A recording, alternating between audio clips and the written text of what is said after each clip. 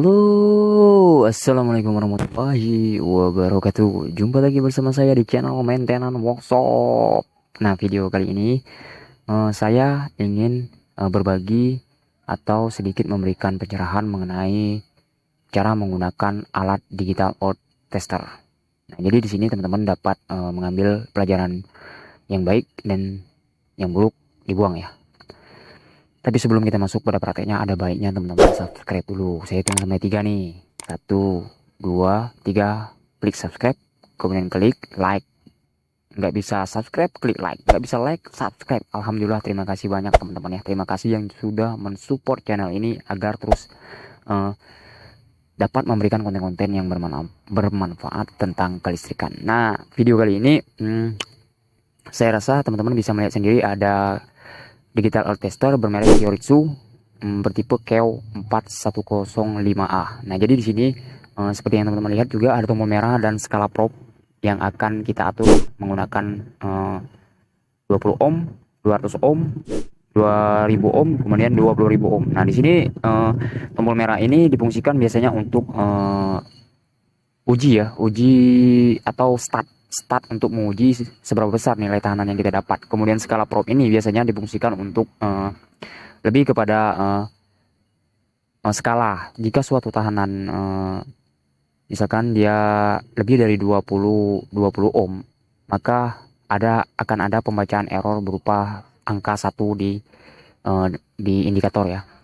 Artinya di sini ketika kita memasang pada skala probe 20 ohm dan tahanan yang kita dapat lebih dari 20 ohm, maka akan timbul angka error 1 ohm. Nah, di sini bukan 1 ohm ya sebenarnya. Ini angka 1 ini penunjukan error, teman-teman ya. Jadi teman-teman bisa pahami itu. Untuk menghilangkan angka 1 ini, teman-teman dapat menambah skala yang lebih besar. Nanti nilainya akan terbaca pada seberapa besar tahanan yang kita ukur. Sampai di sini bisa dipahami?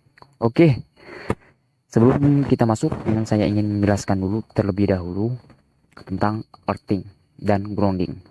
Jadi teman-teman jangan salah paham, grounding ini lebih kepada proteksi sistem peralatan ya. Jadi keamanan dan stabilitasnya untuk peralatan listrik ya teman-teman ya.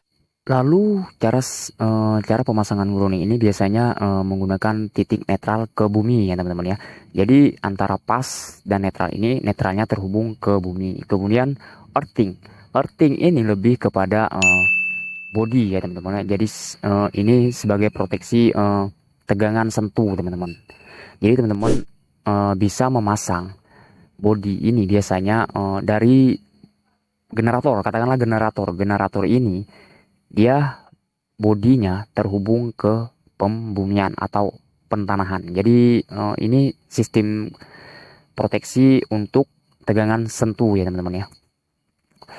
Kemudian earthing yang teman-teman lihat di video ini adalah untuk mengukur tahanan pembumian yang menggunakan elektroda batang. Nah, di sini teman-teman tahu sendiri elektroda batang untuk mendapatkan nilai suatu tahanan pembumian yang kecil kurang dari 5 ohm, kita dapat menambah kedalaman banyaknya elektroda dipasang secara paralel. Kemudian elektroda itu sendiri yang berjenis murni tembaga bukan campuran. Kemudian panjang elektroda itu dapat menurunkan tahanan pembumian teman-teman ya. Jadi sampai di sini bisa dipahami. Nah, tipe yang saya gunakan ini adalah tipe root biasanya ya, elektroda batang earthing. Di sini saya mengukur earthing yang dipasang ke bodi generator. Jadi teman-teman bisa lihat sendiri ini tutorialnya.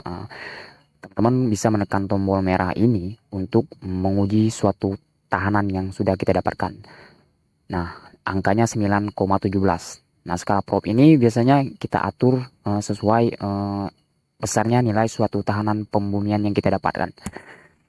Nah, kedalaman yang saya pasang ini sekitar 15 meter ya. Elektroda batangnya tanahnya kita bor, kemudian masuk elektroda batang ke dalam dengan kedalaman 15 meter, hampir 15 meter lah, katakanlah hampir 15 meter. Nah, teman-teman dapat melihat sendiri jenis tanah di sini.